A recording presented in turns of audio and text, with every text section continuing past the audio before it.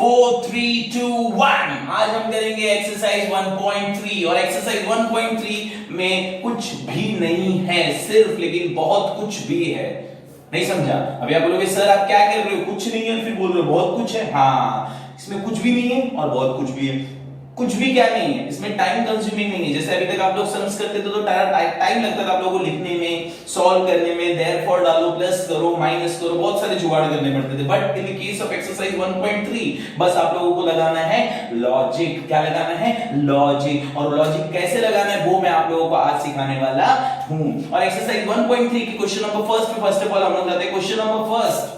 इसलिए मैंने पूरा लिखा हुआ है कि टाइम वेस्ट बिल्कुल ना हो आपके साथ, मैं फटाफट आप लोगों को करा दूं और समझा दूं। इफ इन केस अगर आपको ना समझ रहे हैं तो कमेंट सेक्शन में आप लोग लिख सकते हैं कि सर वापस से एक बार समझाइए, तो मुझे लिख के फिगर के साथ एक्सप्लेन करूंगा। क्लियर है? लेकिन मुझे नहीं लग रहा है कि नेसेसरी है, दैट्स व्हाई मैं डायरेक्टली आप लोगों को एक्सप्लेन कर रहा हूं। और आते हैं हम एक्सरसाइज 1.3 की तरफ।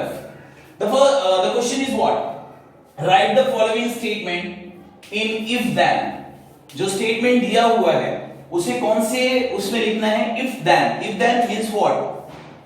इफ देन मतलब क्या होता है? अगर तो। नहीं समझा? इफ मतलब अगर, देन मतलब तो। जैसे अगर आप पढ़ोगे तो आप फेल नहीं होगे, या तो और क्या बोल सकते हो? अगर आप पढ़ोगे तो आप पास हो जाओगे। तो अगर in the sense what? If तो means what? Then. Clear that? मुझे लगा कि आप लोगों को समझ में आया रहेगा। चलो, एंड देन आप लोगों को क्लैरिफाई कर दूं। स्टार्ट कर रहा हूं, ध्यान से देखते हो कौन बता पाता है मुझे। रेक्टेंगल, पैरेललोग्राम, स्क्वायर, रोम्बस, समझ रहे क्या बोलने की कोशिश कर रहा हूं? ये सारे के सारे को क्या कहा जाता है?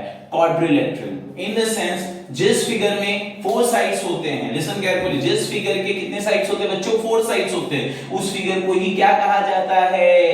क्वाड्रिलेटरल। क्या कहा जाता है? Quadrilateral. Means square is a quadrilateral, yes. Rectangle is a quadrilateral, yes. Parallelogram, पता है ना पैरेललोग्राम कब बनता है? जैसे फॉर एग्जांपल मैंने यहां पर क्या ड्रॉ किया बच्चों? रेक्टेंगल। जब इसको थोड़ा सा टेढ़ा कर दूंगी, टेढ़ा करने के बाद ये क्या बन जाएगा? पैरेललोग्राम। ये मैंने बोल दिया बच्चों स्क्वायर, इसको टेढ़ा कर दो, इसी को बोल दूंगा रोम्बस। बोलो आया? तो जिस भी फिगर के कितने साइड्स होते हैं? 4 साइड्स होते हैं बच्चों, उसे क्या कहा जाता है? क्वाड्रिलेटरल। समझा? अब आते हैं आगे। ये क्यों बताया? वही समझा? ये क्या है? रेक्टेंगल। रेक्टेंगल को टेढ़ा किया थोड़ा सा, समझा? रेक्टेंगल में पी लिया तो गिर गया, तो गिरने के बाद ये क्या बन गया बच्चों? क्या बन गया? पैरेललोग्राम। क्या बन गया? पैरेललोग्राम। और स्क्वायर, स्क्वायर को थोड़ा गिरा दिया तो क्या बन गया? रोम्बस। समझा? और ये सारे फिगर को हम लोग क्या कह सकते हैं? क्वाड्रिलेटरल। क्वाड्रिलेटरल। क्लियर है? चलो, the first question is what? The opposite angle of a parallelogram are congruent. Question क्या बोला हुआ है कि जो अपोजिट एंगल होता है किसका? पैरेललोग्राम का। पैरेललोग्राम दिखाई दे रहा है आप लोगों को? बोल रहे इसका अपोजिट एंगल क्या होता है बच्चों? कॉन्ग्रुएंट होता है। स्टेटमेंट सीधे सीधे दे दिया है। क्या दिया स्टेटमेंट की जो अपोजिट एंगल है पैरेललोग्राम का क्या होता है? कॉन्ग्रुएंट होता है। तो फर्स्ट ऑफ ऑल मुझे बताना पड़ेगा, इफ और देन बोलना है। तो if a quadrilateral is a parallelogram, अगर दिया हुआ क्वाड्रिलेटरल पैरेललोग्राम है तो, दिखाई दे रहा है? If a quadrilateral is a parallelogram मतलब अगर दिया हुआ क्वाड्रिलेटरल पैरेललोग्राम है तो then its opposite angle are congruent. हैला, कुछ हार्ड लगा? चलो वापस से बताते हैं। क्वेश्चन में क्या बोला था बच्चों? द अपोजिट एंगल, क्या बोला हुआ है? देखते रहो, आपको क्वेश्चन में देखते, the opposite angle of a parallelogram are congruent, यही बोला था। मुझे कौन से कंडीशन में डालना था बच्चों? If then. मुझे कौन से कंडीशन में डालना था? If then. तो मैंने क्या बोला? इफ अ क्वाड्रिलेटरल, क्या बोला बच्चों? If a quadrilateral is a parallelogram, मतलब दिया हुआ क्वाड्रिलेटरल अगर पैरेललोग्राम है तो उसके अपोजिट एंगल क्या होंगे? कॉन्ग्रुएंट। मुझे यही करना था और मुझे बुलाना था किसे? इफ और देन को, जिसे मैं बुला लिया और देन के पहले कॉमा पुट डाउन करना। क्लियर है? मेरे हिसाब से समझ में आया तो क्या रहेगा? If a quadrilateral is a parallelogram, अगर दिया हुआ क्वाड्रिलेटरल पैरेललोग्राम है तो मतलब देन क्या आ जाएगा बच्चों? Its opposite angle are congruent. कोई दिक्कत? आते हैं क्वेश्चन नंबर सेकंड की तरफ। क्वेश्चन नंबर सेकंड में क्या बोला बच्चों, the diagonals of a rectangle are congruent. अभी देखो अगर किसी को थोड़ा फर्स्ट में लगा होगा ना अरे नहीं समझा, थोड़ा ही थोड़ा समझा, तो अभी आप लोगों को सेकंड और थर्ड में वो डाउट पूरा क्लियर हो जाएगा। आप लोग बोलोगे अरे यार इतना इजी, इतना इजी। चलो ध्यान दो, the question is what, the diagonals of a rectangle are congruent. क्या बोला बच्चों, the diagonals of a rectangle, क्या बना देता हूं मैं, एक रेक्टेंगल, यहां पर क्या बना लिया बच्चों, डायगोनल्स। क्लियर है। क्वेश्चन में बोला क्या है, the diagonals of a rectangle are congruent. जो डायगोनल्स रहते हैं आपस में क्या होते हैं, कॉन्ग्रुएंट होते हैं। कॉन्ग्रुएंट मतलब सेम होते हैं। तो सबसे पहले क्या बोलूंगा, सेम वैसी, if a quadrilateral, if a quadrilateral is a rectangle, अगर दिया हुआ क्वाड्रिलेटरल रेक्टेंगल है तो then its diagonal are congruent. कुछ हार्ड लगा, क्लियर है। जैसे उसमें मैंने क्या बताया, if the quadrilateral is a parallelogram, ऐसा बताया if a quadrilateral is a parallelogram, तो यहां दिया हुआ फिगर कौन सा बच्चों, रेक्टेंगल है। तो यहां पर मैंने मेंशन क्या कर दिया, if a quadrilateral is a rectangle, कि दिया हुआ क्वाड्रिलेटरल रेक्टेंगल है तो इसके जो डायगोनल्स है वापस में क्या होंगे, कॉन्ग्रुएंट। सर मैं आ गया, देन इजी लग रहा है, सेम ऐसी है थर्ड वाला, कुछ नहीं है, जानी नहीं इसके अंदर। अब आ जाते थर्ड पे। अभी थर्ड वाला भी देख के आप लोगों को बहुत बड़ा लग रहा है, अरे यार बहुत बड़ा है यार, टेंशन मत लो, मैं हूं ना। In an isosceles triangle, which triangle, isosceles triangle. तीन टाइप के ट्रायंगल होते हैं बच्चों।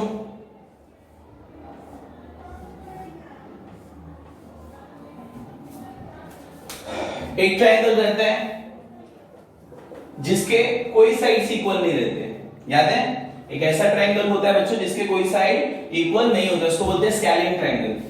एंड एक होता है जिसके तीनों साइड इक्वल रहते हैं, this is called as equilateral triangle. और एक ट्रायंगल होता है जिसके सिर्फ दो साइड्स इक्वल रहते हैं। कितने साइड्स इक्वल रहते हैं बच्चों, दो साइड, दिस इज, उसको क्या कहा जाता है, आइसोसेलेस ट्रायंगल। कौन सा ट्रायंगल बोलते हैं, आइसोसेलेस ट्रायंगल। तो अभी फिलहाल इसको इन दोनों से हम लोग को लेना देना नहीं है, हम लोग किस पे फोकस करेंगे, आइसोसेलेस ट्रायंगल पे। आइसोसेलेस ट्रायंगल में बोला क्या बच्चों, क्वेश्चन सबसे पहले रीड करूंगा और आप लोगों को समझाने की कोशिश करूंगा। If an isosceles triangle, क्या बोला बच्चों, if an isosceles triangle, अगर दिया हुआ ट्रायंगल आइसोसेलेस है, then दिखाई दे रहा है, in an isosceles triangle, then segment joining the vertex and the midpoint of the base is perpendicular to the base. Clear है क्या बोलने की कोशिश कर रहा हूं। एक क्या बोला हुआ है बच्चों, आइसोसेलेस ट्रायंगल। कौन सा ट्रायंगल बोला हुआ है, एक आइसोसेलेस ट्रायंगल ले लिया, only two sides are equal. फिर क्या बोला है, the segment joining the vertex and the mid point of the base, segment joining the vertex and the mid point of the base. मान लो ये क्या हो गया बेटा, एकदम बीच में आया, mid point of the base. Clear है, यहां तक ले लिया मैंने। Mid point of the base is perpendicular to the base, ये बेस को क्या करेगा, परपेंडिकुलर करेगा। परपेंडिकुलर मतलब क्या होता है, आपस में क्या करना, दो इक्वल पार्ट में बांट देना। 90 डिग्री कैसे कहते हैं, परपेंडिकुलर।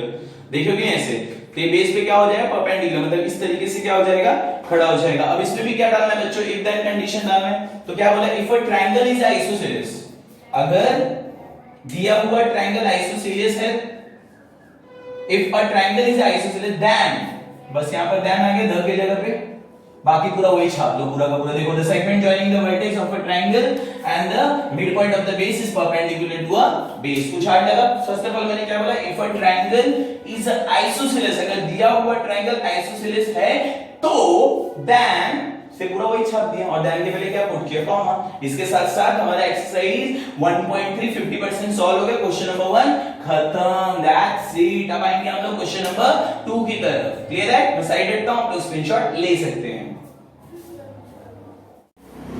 हाय, अब आते हैं हम क्वेश्चन नंबर 2 की तरफ। क्वेश्चन नंबर 2 1.3 का सिखाने लायक ही नहीं, मैं तो बोलना चाहूंगा।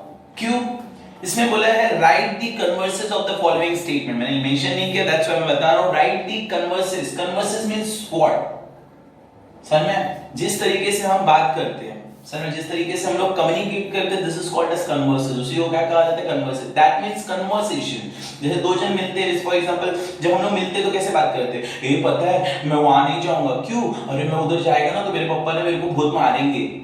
एक कन्वर्सेशन हो गया। अगर मैं उधर जाऊंगा तो मेरे पापा मारेंगे, समझ में, अरे ये कपड़ा मैं नहीं पहनूंगा नहीं तो टीचर चिल्लाएगी, समझ में आ रहा है क्या बोले? कन्वर्सेशन जो हम लोग करते हैं बेसिक लैंग्वेज, वही लैंग्वेज का यूज करके क्वेश्चन मेंशन किया रहेगा। आप लोग को इजी लैंग्वेज में कन्वर्सेशन के लैंग्वेज में इफ देन लगाना तो आप इफ देन भी लगा सकते हैं। ऐसा ही है, वापस से बता रहा हूं, क्वेश्चन नंबर 2 कुछ नहीं है, लॉजिकल ज्यादा कुछ नहीं है। तो स्टार्ट करते हैं हम लोग।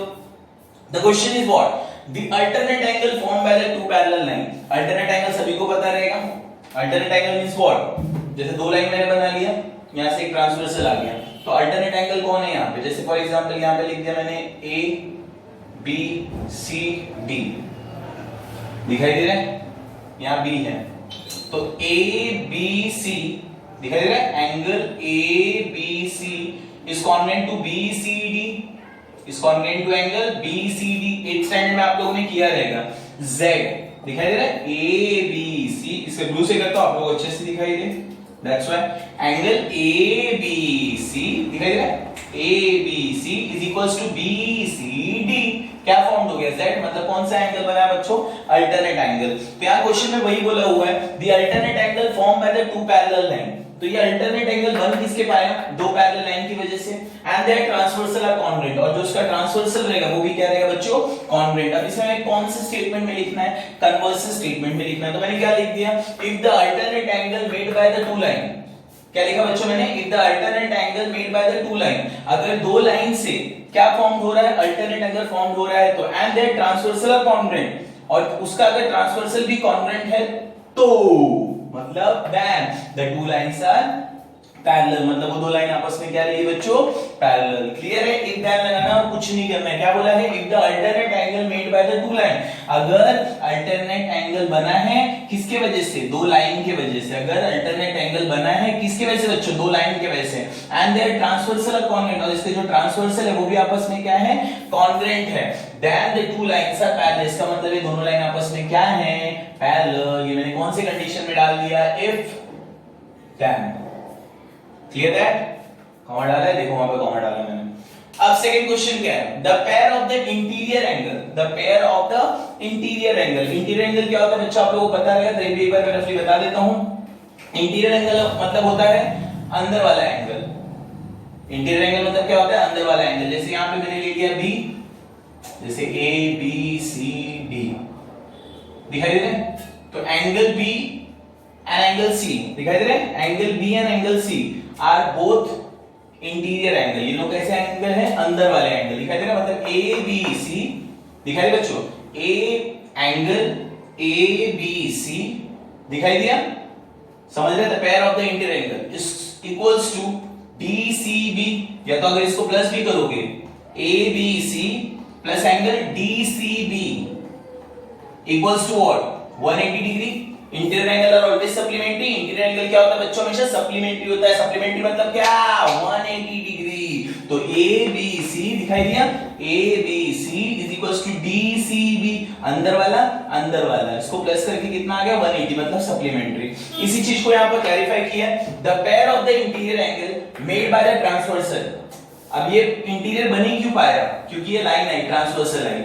तो the pair of the interior angle made by the transversal of two line, किसको ट्रांसवर्सल कर रहे हैं? दो लाइन को आपस में काट रही है। आर सप्लीमेंट्री, ये फॉर्म में रहेगा क्या? Supplementary. Then the lines are parallel, इसका मतलब लाइन क्या है बच्चों? पैरेलल है। इसी चीज को मुझे क्या करना है? प्रूव करना है, मतलब कन्वर्सेशन में डालना है। If the two line parallel, दिखाई दे रहा है? If two parallel line are intersected, क्या बोल रहे हैं यहां पर? अगर दो पैरेलल लाइन है are intersected by the transversal, अगर उन दोनों आपस में मिल भी रही हैं, किसके वजह से? या कट रही हैं, किसके वजह से? ट्रांसवर्सल की वजह से। किसके वजह से सर में? Then the interior angle form by the transversal, अब वो ट्रांसवर्सल की वजह से जो इंटीरियर एंगल फॉर्म हुआ है वो क्या रहेगा? सप्लीमेंट्री रहेगा। सेम एज अगर आप यहां भी ध्यान दो तो एक कंडीशन आ गया, कौन सा? इफ, और यहां क्या आ गया बच्चों? देन। समझा? वापस से बता रहा हूं, इसमें कोई लॉजिक नहीं है, यहां सिर्फ और सिर्फ इफ देन कंडीशन में डालना है। कन्वर्सेशन के फॉर्म में किया है मैंने, और कुछ नहीं किया, बाकी ऊपर के उठा लिया। Second last question is what? The diagonals of a rectangle are congruent. क्या बोल रहा है? The diagonals of a rectangle are congruent. क्या डालता है? If the diagonals of a quadrilateral, कुछ याद आ रहा है? If the diagonals of a quadrilateral, अगर किसी क्वाड्रिलेटरल का, दिखाई दे रहा है? If the diagonals of a quadrilateral are congruent then that quadrilateral is a rectangle। दिखाई दे रहा है? क्या बोलने की कोशिश कर रहा हूं मैंने? क्या बोला था बच्चों? जैसे इफ देन था वैसे वाले कंडीशन ये दिख रहा है वैसा, लेकिन ये है वैसा नहीं। यहाँ कन्वर्सेशन का फॉर्म डाल रहे, कन्वर्सेशन के फॉर्म में मैंने क्या डाला बच्चों, if the diagonals of a quadrilateral are congruent, बोल रहा है जिस क्वाड्रिलेटरल का डायगोनल्स कॉन्ग्रुएंट होगा, जिस क्वाड्रिलेटरल का डायगोनल कॉन्ग्रुएंट होगा, मतलब वो दिया हुआ क्वाड्रिलेटरल रेक्टेंगल है, समझ में आ रहा है। If the diagonals of a quadrilateral are congruent, अगर जिस क्वाड्रिलेटरल का डायगोनल्स इक्वल होगा मतलब वो क्वाड्रिलेटरल रेक्टेंगल होगा, समझ में आया। कौन से फॉर्म में लिखा बच्चों मैंने, कन्वर्स के फॉर्म में। क्लियर। अगर वीडियो अच्छा लगे तो प्लीज लाइक करो और ज्यादा से ज्यादा शेयर करो। हर बार एक चीज बोलता रहता हूं, वापस से बोल रहा हूं। और इसके साथ साथ हमारा फर्स्ट चैप्टर क्या हो चुका है, ओवर। अब आपका नेक्स्ट वीडियो में बनाने वाला हूं जल्द ही। चैप्टर कौन सा रहेगा ये सस्पेंस है। क्लियर है। तब तक के लिए बाय बाय।